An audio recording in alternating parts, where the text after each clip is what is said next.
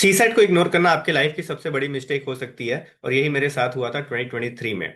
ये सोचकर कि मेरे जैसा औसम आदमी सीसेट पढ़ के जाएगा, अब मैथ पढ़ के जाएगा सीसेट अटेम्प्ट करने के लिए, अब ये दिन आ गया है।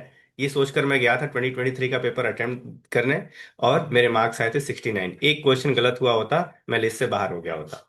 2024 में मुझे रियलिटी चेक मिला, मुझे कुछ चीजें समझ में आई कि भाई कुछ चीजों पर काम करना पड़ेगा, टाइम मैनेजमेंट पर वर्क करना पड़ेगा, बहुत सारी चीजें हैं इस पर काम करना पड़ेगा।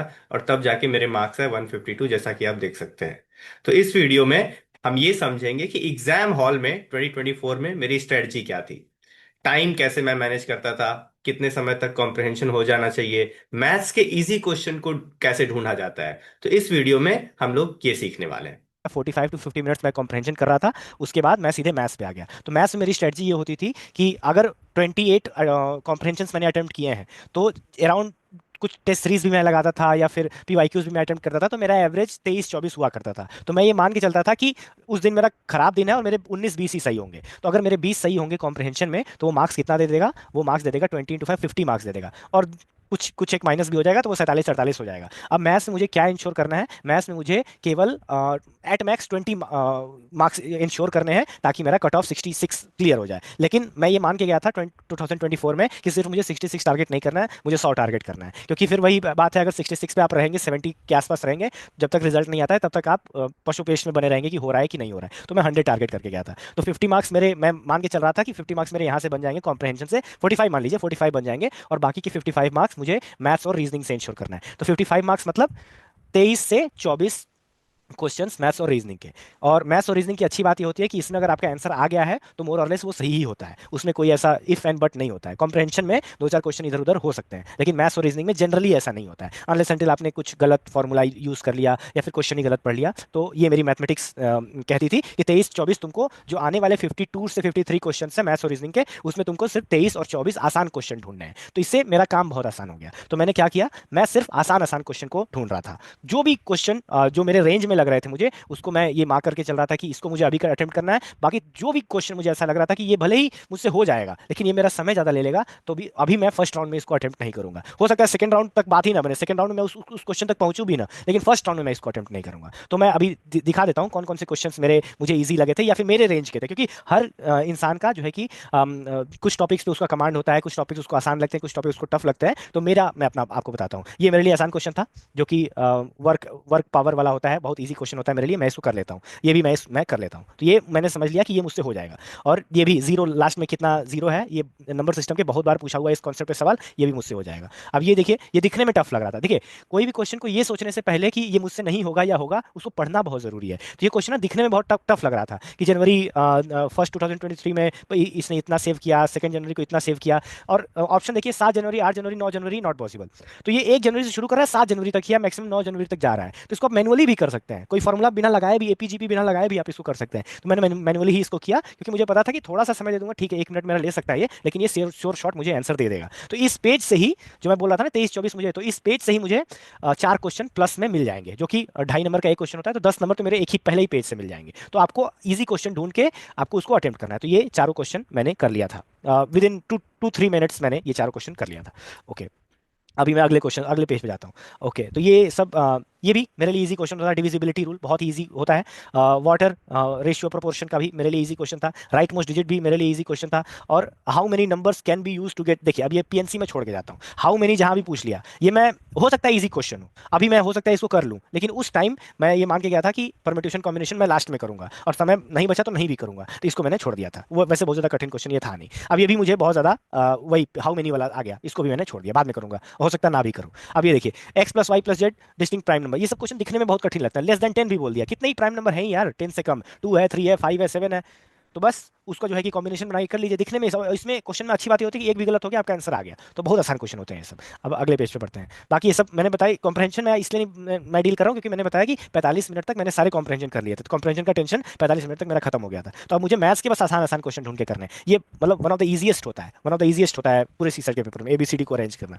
उसके अलावा ये सब भी मतलब इसने इतना इन्वेस्ट किया, इतने टाइम तक इन्वेस्ट किया, बस आपका कैलकुलेशन सही है, थोड़ा सा फास्ट रहे, तो बहुत ईजी क्वेश्चन होता है। प्रॉफिट, बस सेविंग को मतलब इन्वेस्टमेंट और सेविंग्स में जो है कि एक्सपेंडिचर को घटा देंगे, तो जो है कि प्रॉफिट हो जाता है। ओके, ये भी परसेंटेज का क्वेश्चन है मेरे लिए बहुत आसान क्वेश्चन है। उसके बाद परसेंटेज का ये भी क्वेश्चन बहुत आसान क्वेश्चन, वेन डायग्राम का क्वेश्चन बहुत आसान क्वेश्चन। ये सब इसीलिए मैं, मेरी समझ से इस साल का रिलेटिवली सीसर का पेपर बहुत आसान था, क्योंकि डायरेक्ट क्वेश्चन थे। अब ये सब देखिए, एन ईयर बैक्स, ये पापा का उम्र इतना है, बेटा का उम्र इतना है, सब हो जाएगा, बहुत आराम से हो जाता है ये सब। तो और ये सभी, ये भी जानकारी थी मुझे, तो ये भी मेरे लिए आसान क्वेश्चन था। तो बहुत जल्दी जल्दी मैं कर रहा था, बिल्कुल भी मैं इमोशनल नहीं हो रहा था कि मतलब ट्राई करते हैं क्या पता हो जाए। नहीं भाई, अगर मुझसे नहीं आ रहा है तो नहीं नहीं करूंगा मैं, स्मॉलेस्ट नंबर पॉसिबल नहीं करूंगा मैं अभी। Weight of 6 man average, average मेरे लिए थोड़ा सा आसान टॉपिक है, जिसको कुछ भी मान लीजिए, टी मान लीजिए, तो टी मान लेने से थोड़ा सा क्वेश्चन आसान बन जाता है, तो ये हो जाता है, बहुत आराम से हो गया था मुझसे। उसके अलावा हाउ मेनी टाइम्स, खत्म। कैलेंडर मैं पढ़ के नहीं गया था, खत्म। पी आर, अब वही बात है, देखिए डिस्टिंक्ट पॉजिटिव इंटीजर कुछ भी मान लीजिए, 1 2 3 4 5 कुछ भी मान लीजिए, और ये एक भी अगर ये जो है कि रूल में ये फिट नहीं बैठा, तो ये जो है कि एक एक भी गलत मिल गया यहाँ से, तो आंसर आपका आ जाता है। तो बहुत आसान आसानी सब क्वेश्चन होते हैं, नंबर सिस्टम बस बदनाम है। ध्यान से देखेंगे तो मान मून के भी बहुत सारी चीजें हो जाती हैं। आवर हैंड क्लॉक, इसका मुझे फॉर्मूले पता था, जो कि मैंने ब्रेक में रिवाइज किया था, 60x - 11y/2 होता है, और मैं ब्रेक में रिवाइज किया था, इसीलिए मुझसे ये हो गया था। तो ये भी आसान क्वेश्चन था। ओके, आगे मैथ्स में क्या है, नंबर ऑफ फाइव छोड़ दीजिए, बहुत हो जाएगा लेकिन बहुत टाइम ले लेगा। 1 1 2, हालांकि थोड़ा सा इजी क्वेश्चन था, सीक्वेंस ऐसा था, 1 1 2 1 2 3 1 2 3 4, लेकिन मैं उस टाइम मैं मुझसे स्ट्राइक नहीं हुआ था, मैं ये थोड़ा सा कंफ्यूज हो गया था। और 2023 का बीटर एक्सपीरियंस था मेरे पास, क्योंकि मैंने मैथ्स में बहुत ज़्यादा टाइम दे दिया था, तो ये भले इजी था लेकिन मैं उस टाइम क्रैक नहीं कर पाया था, तो ये भी मैंने छोड़ दिया था उस टाइम। तो ये जो है कि, और ये प्रॉफिट लॉस का क्वेश्चन बहुत आसान क्वेश्चन था, ये भी मैंने छोड़ दिया था, पीएनसी ट्रिपलेट छोड़ दिया। कॉस्ट ऑफ ऑरेंजेस, दो स्टेटमेंट करना इतना लंबा दिया हुआ है, छोड़ दिए, हटाइए। वो बिल्कुल भी इमोशनल नहीं होना, चाहे आपका मैथ्स कैसा भी रहो बचपन से। छोड़िए, आपको 23 से 24 आसान आसान क्वेश्चन ढूंढने हैं। डिविजिबल बाई मेरे लिए आसान क्वेश्चन, ये भी स्मॉलेस्ट वैल्यू ऑफ के छोड़ दीजिए। ये डायरेक्शन क्वेश्चन सबसे रिलेटिवली सबसे आसान क्वेश्चन होता है, ये भी बहुत आसान क्वेश्चन है। और ये थोड़ा सा नया टाइप का क्वेश्चन ये पूछा था, स्टेटमेंट दे दिया, conclusion, India is the largest producer of milk. अब प्रोड्यूसर लार्जेस्ट है तो एक्सपोर्टर कैसे हो जाएगा, और जब प्रोड्यूसर लार्जेस्ट है तो import, India does not import milk, ये कंक्लूजन थोड़ी हुआ, तो ये भी हटा जाएगा, नाइजर हो जाएगा आंसर। तो बहुत आसान क्वेश्चन था ये। बाकी ये सब एम एन एन, तो ये सब मतलब आसान क्वेश्चन थे। एम और एन जो है कि, क्योंकि एम और एन का प्रोडक्ट जो है कि 24 है, या तो एक 24 हो सकता है, दो 12 हो सकता है, 3 8 हो सकता है, ऐसे ऐसे करके 4 5 कॉम्बिनेशन ही बनते हैं। अब देखिए, अब इसमें जैसे मैं पीएनसी वैसे मैं छोड़ के जाता हूँ, लेकिन इस क्वेश्चन में क्या, बस 4 5 ही कॉम्बिनेशन ही बन रहे थे। तो अब ऐसा नहीं है कि मतलब जो जो चीज़ आपने पहले से सोच के रखा है कि आपको छोड़कर जाना है, आपको पढ़ना भी नहीं है, ऐसा नहीं है, मैं कह रहा हूँ पढ़ना है, और पढ़ते हुए अगर आपको रियलाइज हुआ कि 4 ही 5 तो कॉम्बिनेशन बन रहे हैं, तो वहां बना के देख लीजिए, तो यहाँ से आसान क्वेश्चन बन जाएगा ये। तो ये सब देखिए, घबराना नहीं है कि एक पेज पे इतना लंबा देख लिया था, बहुत कथा, बहुत कठिन क्वेश्चन, ऐसा नहीं है, आसान क्वेश्चन है ये सब। अब ये देखिए, what time required to download the software, size दे दिया, ट्रांसफर रेट दे दिया, दोनों दोनों चाहिए ना, तो बस आसान क्वेश्चन है, कुछ नहीं है। अब ये बोल भी नहीं रहा है कितना टाइम लगेगा, बस ये बोल रहा है कि साइज है और ट्रांसफर रेट है, तो आसान क्वेश्चन है ये सब। बाकी मैथ्स में और क्या क्या है आगे, लीस्ट अमाउंट, हाँ बिल्कुल, ये वही वाली बात है, नेचुरल नंबर है, प्रोडक्ट इसका 12 है, बना के देख लीजिए, एक्स वाई वाई ऑड है, तो ये जो है कि 12/2 हो जाएगा, 12/2, एक्स नहीं 12/2 नहीं, 6/2, क्योंकि 6 और 6 दूनी 12 होता है ना, तो ऐसे ऐसे करके बहुत आसानी से ये सब क्वेश्चन हो जाते हैं। Certain amount, who receive the least amount, x receive मैंने छोड़ दिया था, इसको बाद में करूंगा मैं। Average marks is 60, average marks in the 60, what is the number of students in the class, highest. अब एवरेज मेरे लिए इजी टॉपिक है, 70 जो है कि हाईएस्ट है, 50 जो है कि लोवेस्ट है, तो इन दोनों का भी एवरेज 60 हो सकता है। अब बीच में कि कोई एक 60 नाम का बंदा भी आ जाए, तो उसका भी एवरेज 60 हो जाएगा। तो ये सब क्वेश्चन एवरेज का कॉन्सेप्ट आपका क्लियर है, तो बहुत आसानी आसानी से सब क्वेश्चन निकल जाएगा। हो सकता है मतलब, ठीक है, मेरा थोड़ा इंजीनियरिंग बैकग्राउंड है, तो ये सब चीज़ें ज़्यादा तेजी से मैं कर लेता हूँ, लेकिन अगर ये आपका स्ट्रेंथ नहीं है, तो आपका स्ट्रेंथ कुछ और है, आप उसको आइडेंटिफाई करिए, आप उन टॉपिक्स को थोड़ा सा अच्छे से करके जाइए, उसकी कॉन्सेप्चुअल अंडरस्टैंडिंग अच्छे से बिल्ड करिए, तो वो हर टू ईच हिज जोन, हर किसी का एक अलग अलग होता है स्ट्रेंथ और weakness. Some less than 23, one of them is 5, बहुत आसान क्वेश्चन, प्राइम नंबर की बात कर लिया, डिस्टिंक्ट वो भी बात कर लिया, तो बहुत आसान क्वेश्चन है ये सब, बस कॉम्बिनेशन बनाइए, एक दो तीन कॉम्बिनेशन बस बनते हैं। इंटीजर इंटीजर नंबर सिस्टम वैसे ही मेरा स्ट्रॉन्ग पोर्शन रहता है, आराम से निकल जाएगा। 2xy इंटीजर है, x+2y इंटीजर है, इसको I1 मान लीजिए, इसको I2 मान लीजिए, दोनों इक्वेशन को जोड़ दीजिए, I1 + I2 भी एक इंटीजर होगा, तो 3x + y = I1 + I2, इसको I3 बोल दीजिए। अब x+y ही पूछा है, x+y = I3/3। अब ये इंटीजर हो भी सकता है, नहीं भी हो सकता है, तो बस कोई भी सफिशिएंट नहीं है आंसर करने के लिए।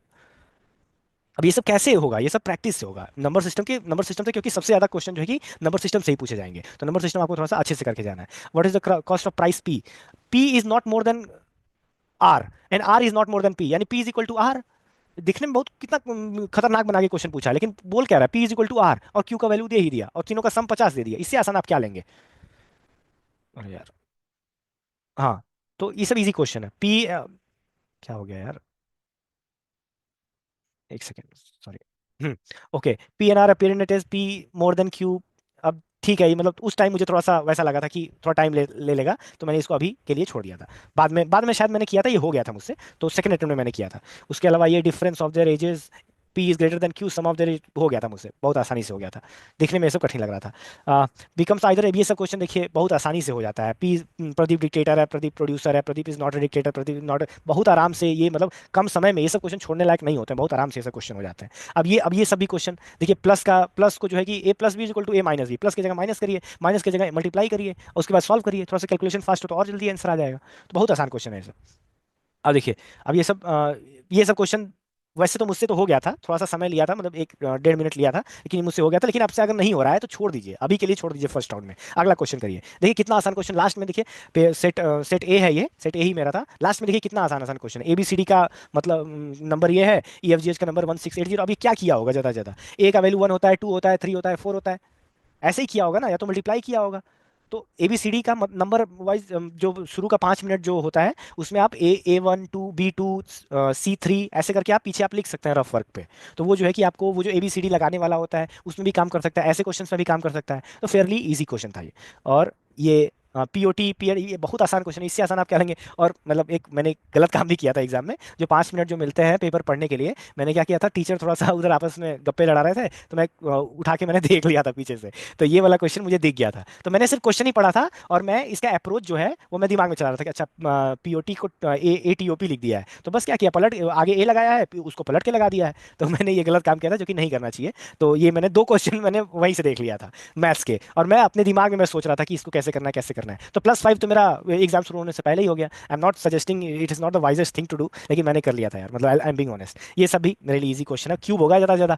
अब 1 है, 14 है, 27 39 है, 84 है। अब 1 का क्यूब 1 होता है, 2 का क्यूब 8 होता है, 3 का क्यूब 27 होता है, और उसके बाद 4 का क्यूब 64 होता है। उसमें देखिए 1 में 2 जोड़ दिया, 8 में 6 जोड़ दिया, इसमें जो है कि 12 जोड़ दिया, इसमें जो है कि 20 जोड़ दिया, तो आगे 30 जोड़ देगा, 125 + 30 155 हो जाएगा। तो बहुत आसान क्वेश्चन है सर। अब ये सब ऐसा क्वेश्चन है जो कि परम्यूटेशन कॉम्बिनेशन, ये मैंने अभी के लिए छोड़ दिया है। तो मैंने अब देखते हैं, काउंट करते हैं कि मैंने कितना क्वेश्चन जो है कि मेरे मुझे ईजी लगे। तो 1 क्वेश्चन, 2 क्वेश्चन, तीन, 4 5 6 7 8 9 10, 11 12, 13 14 15, 16 17 18 19, 19 20 21 22 23 24 25 27 28 29 30 31।